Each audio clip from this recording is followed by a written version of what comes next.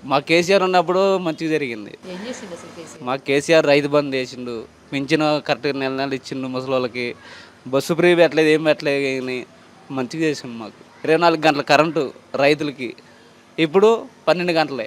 మాకు అలా చాలా ఇబ్బంది. కేసీఆర్ వాళ్ళు మాకు బెనిఫిట్.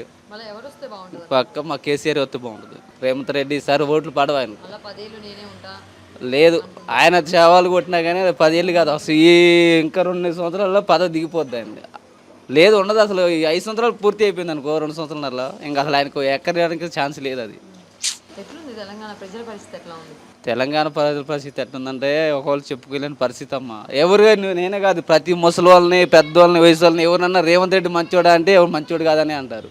ఎందుకంటే లేడీస్కి ఒక్క ఫ్రీ బస్సు తప్ప, లేడీస్ కూడా ఆ ఫ్రీ బస్సు పెట్టడం వల్ల లేడీస్ ఎంతమంది చచ్చిపోతున్నారు, జెంట్స్ కానీ బాయ్స్ కానీ ఎక్కువ ఎంతమంది చనిపోతున్నారు తెలుసు. యాక్సిడెంట్ అయ్యి ఫ్రీ బస్సు వల్ల చాలా చనిపోతున్నారు. అదే ఈ ఫ్రీ బస్సు పెట్టడం వల్ల దగ్గర దగ్గర కర్నూలు మాత్రం, తెలంగాణ భద్రాచలం ఎంతమందో చనిపోయారు బస్సులు. దానివల్ల ఏం లేదు, మాకు రేవంత్ రెడ్డి కంటే కేసీఆర్ వస్తేనే మంచిది.